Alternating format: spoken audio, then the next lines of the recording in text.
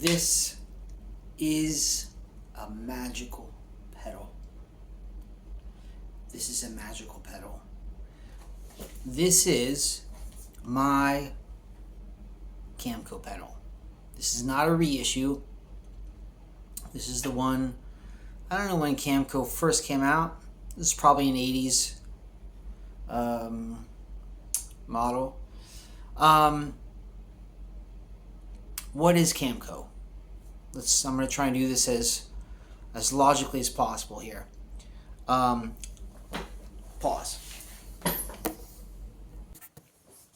So, story goes that the one and only Elvin Jones started to complain one day about his pedal, about a problem with his pedal. And this is Slingerland. I think this is called a King Beat. I'm pretty sure. I forget the name. It's been so long now since I've looked into this. Right. This is from that period where you used to have a leather strap and it was fixed on with a screw here. Okay, right there. And this is a very, very robust pedal. It's actually really, really awesome. Really great, robust pedal. Anyway, but the leather strap would always be replaced. Always had to be replaced. If you were, as Elvin Jones was complaining about, after a gig, he would find that hole would be stretched out, and that he'd have to renew it. And he was getting tired of this, and he was in New York, and I forget the drum shop, percussion something. I forget that name, but he had mentioned that, could somebody possibly fix this problem, and that spawned this pedal. Elvin Jones is directly connected to the Camco pedal. The people at Camco noticed that in the classical world, this is the story I know, in the classical world, they were tuning timpani heads with a pedal and a chain.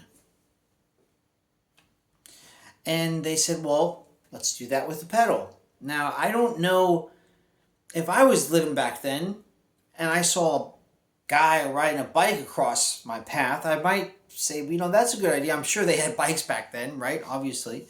But they never made that connection. They did it through the timpani. So that's the story.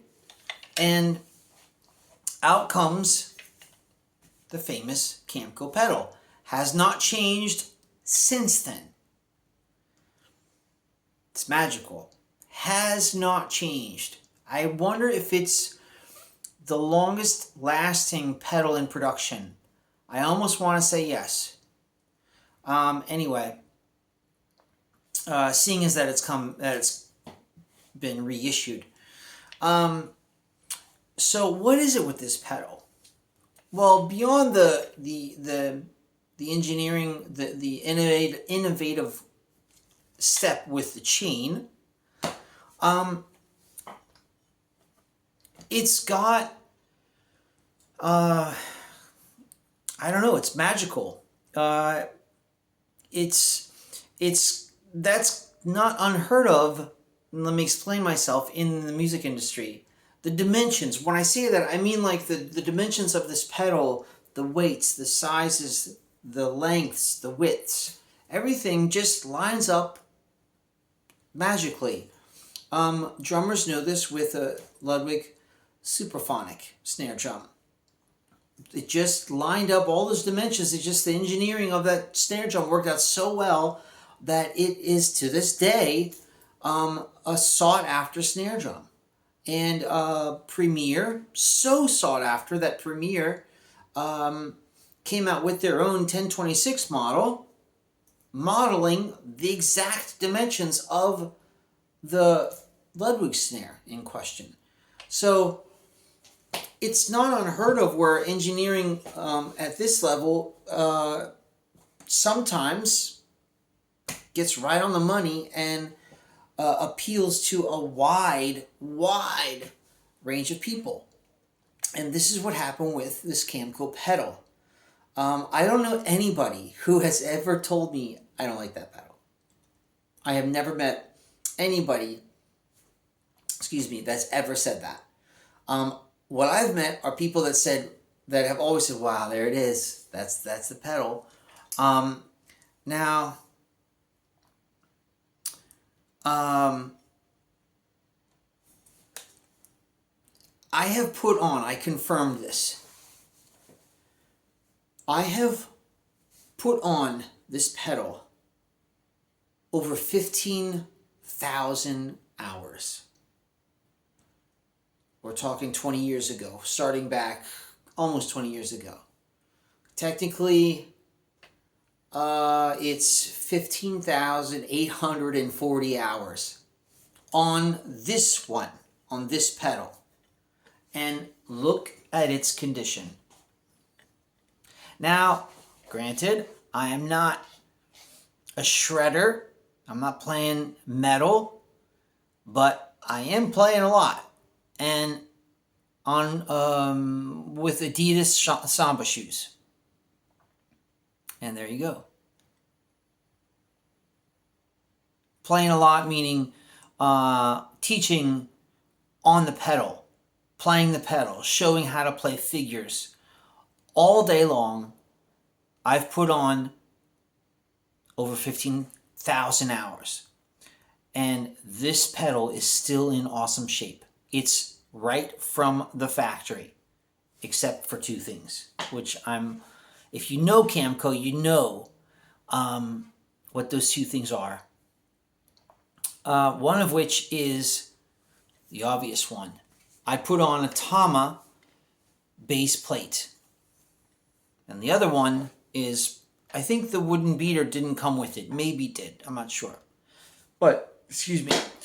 One of the reasons why I walked away from this Camco pedal and went to this as my workhorse pedal was because of the base plate and the hinge plate here. The hinge plate, the hinge right here. Because this doesn't move back and forth like this. It's very, very quiet. You're hearing the spring, but this part, you're hearing this. Okay, and there's the copper coil. But anyway, there's a lot of stability in this pedal. When you put your foot on it, you really feel like it's not going anywhere, and that's really reassuring when you're playing intense pocket and you're playing really crazy figures within your soloing. Syncopated patterns. It just feels really reassuring to have a solid pedal under your foot. Without the base plate here, this pedal, it's so good. It's such a good pedal that you kind of forget that it doesn't have that base plate. You're just so in love with the feel, but it does move around under your foot, and hold on. See that? Now that's right from the factory. It wouldn't do that. The pin I have never changed. And so it does kind of float a few millimeters under your foot as you're playing. Now,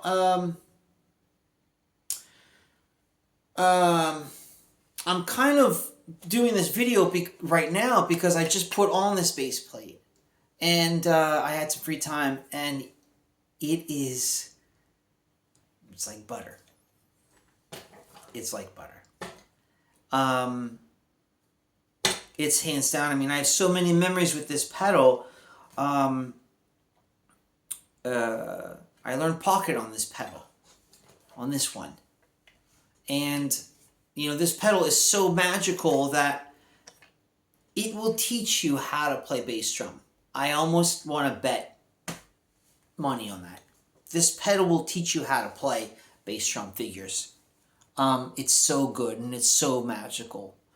Now, some people think, I have met some people that think that it's not adjustable. That's not true. This pedal is actually quite adjustable. You just don't see it. First off, there's the Allen screw right here.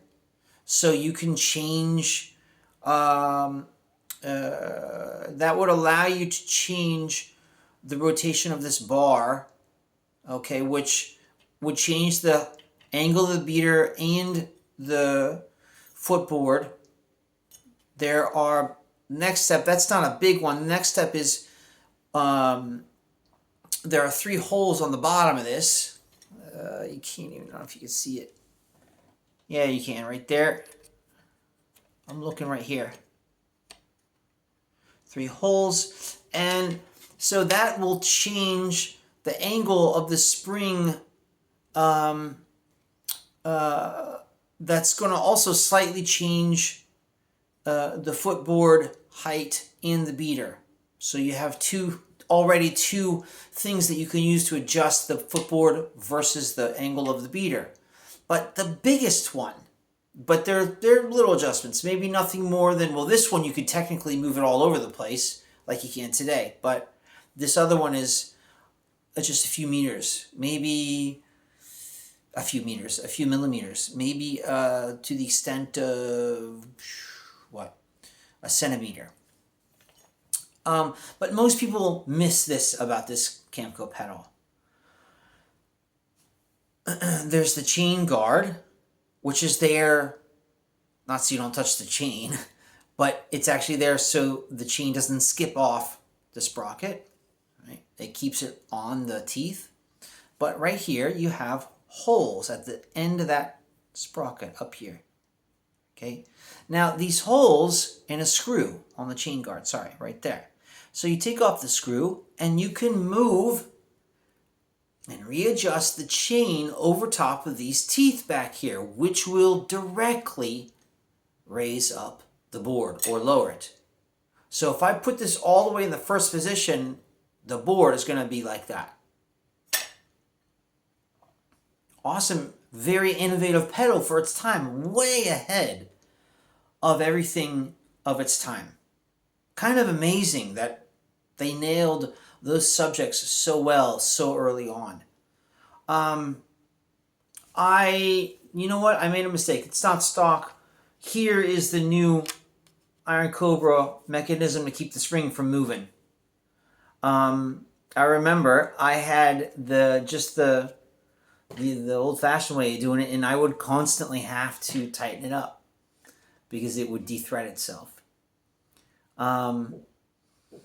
So you put that on, and then problem solved. This looks like it's like junk metal, but it's not.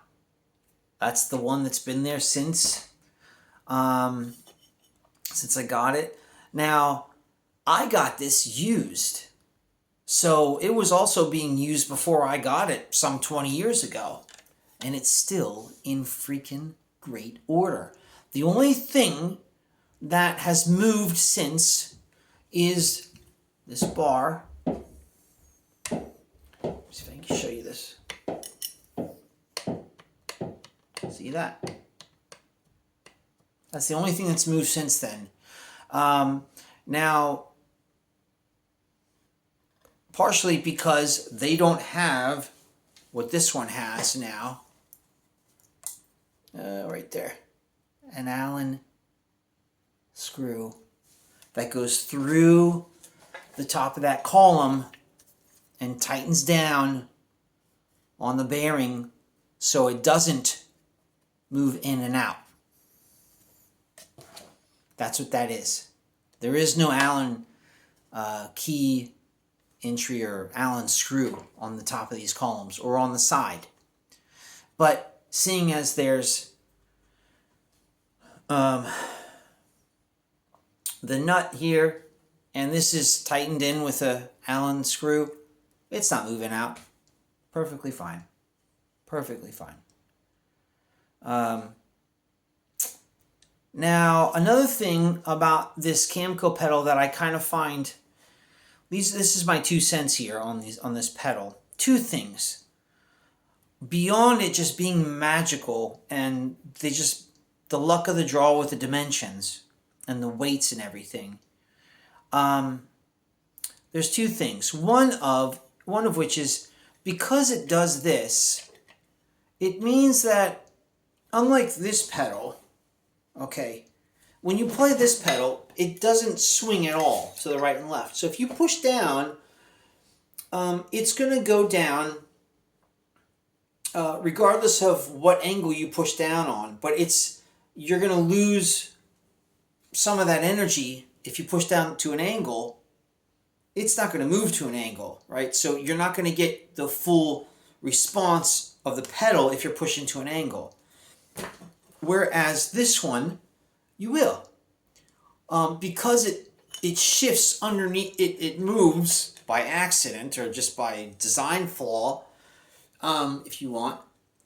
It allows you to not be a robot straight up and down when you push down on the pedal. And we're all different, and I think that it adds to its coziness.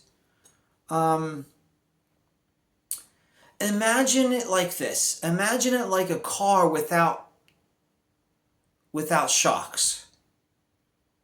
And imagine the tires just on cylinders. Metal cylinders that did not give or take, or did not move at all. So if you go over a turn, or if the road tapers down or up, the car is going to do that, but it's not going to feel very comfortable. That's what this one kind of is like. There's a rigidity. There's a very, very precise feel to this, and pedals like it that don't move, which 99% of them today don't move. It's kind of the new thing. So there's a kind of demand that you work on your technique to get it as straight as possible when you're playing the new pedals today. Whereas with this pedal, and the pedals certainly with the leather pedals, right, leather strap pedals, there's a slight give. And your foot can move a little bit. I would even be inclined to say, maybe one day they're going to put, maybe I shouldn't say that, they're going to put a pivot point right there to allow your foot to find its own natural position instead of being forced to find a flat position with this one. Anyway, number one. Number two, the beater here is screwed into the sprocket. And in my opinion, after a lot of time thinking about that, I think that adds up. Because it means that the pedal is when I push down, it's immediately, the chain is pulling the sprocket, but because the beater receptor is screwed into the sprocket, it's immediately turning the beater. There's no give there. There's not even a nuance of give. Even through the years, it's not going to stretch or whatever. As opposed to, is a push down, it moves the sprocket, so it's 1, 2, and that's it. As opposed to this one, where I push down, it moves the sprocket, the Flexi Glide cam, moves that, moves the bar, that then moves everything else. that moves the beater. So 1, 2, 3, 4, right? Where this one is 1, 2. See? So I know in theory, the engineers out there say it's the same thing. I don't know. Otherwise, I mean, I can't find... I mean, it's just a magical pedal. It's just a magical pedal.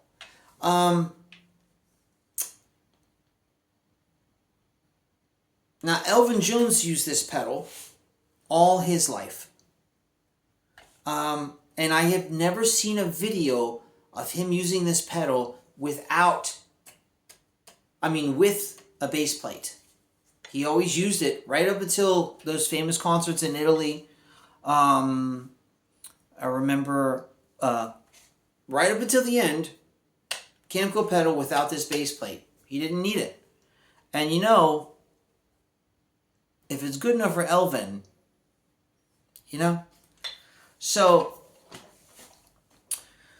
now I'm kind of at odds because I have this one, the Camco with this new bass plate on it that I absolutely love, and it just feels like butter. And this one, which is a workhorse monster pedal. I mean, it is just hands down it just feels so reassuring to know that I have this pedal in my bag. I have done concerts with this pedal. I teach with this pedal. This is, you know. Now, I did the same thing with this pedal without the bass plate. I would break it down, put it back together again. Over 15,000 hours, and it still is here, and it's still very alive and kicking, this pedal. So, Camco, I should say, I was thinking about the future of Camco. Camco, for those of you that don't know, this Camco pedal, Camco kept the name Camco and gave up the rights to the patent. And DW picked up those rights. And now the DW pedals, Drum Workshop pedals, are essentially the children of Camco. When you look at DW pedals, you see, out of all the pedals out there, it's the one that most resembles Camco, and this is just not some far-fetched theory. You can look it up. There is a direct link between DW and Camco. That's what happened. And the Drum Workshop pedals, notably the 5000, is very, very close to what this Camco is. It's almost identical. Of course, they've done some modifications. They fixed the hinge mechanism. I don't know if it's the part that accepts the beater here. I don't think they have two tension rods or screws there. They might. I don't know. I don't have a DW with me. I got no reason because I got this one. Camco kept the name. And Tama has since then come back out with the Camco. They've reissued the Camco pedals. You can get a brand new one, and as it was back in the day, like this. And that's why I said I don't think there's any other pedal that has stayed in the market that long. I don't know. I don't even know if Camco ever technically stopped. I don't know. But it's a remarkable pedal. Certainly does not have a presentation that's gonna, knock your socks off. It's not like some aggressive, flashy looking pedal. This one obviously is cooler to look at. It's the font and the color, and there's just some really cool stuff going on visually. This one is your classic looking one.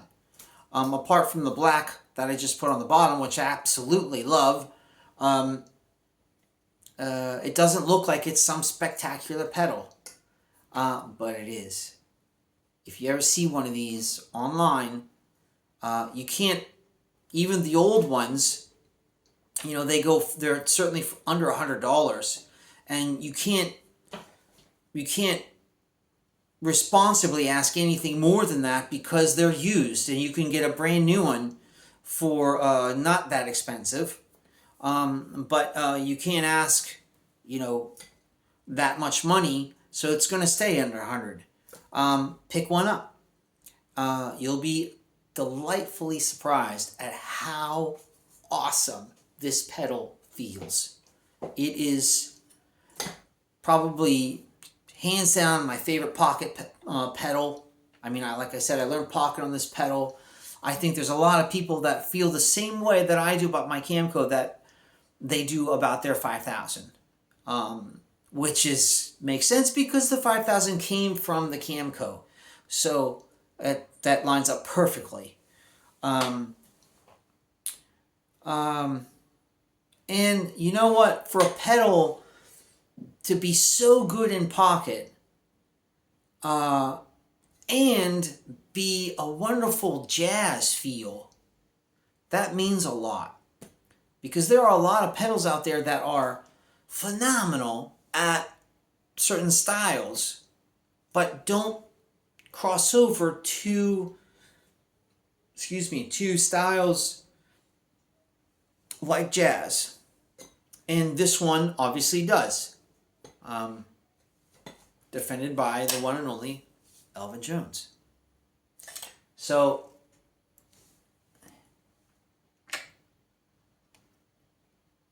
bringing it back to life. And man, I'm so happy to see this thing up and running again.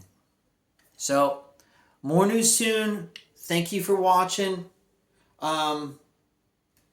Camco, one of the best pedals ever made.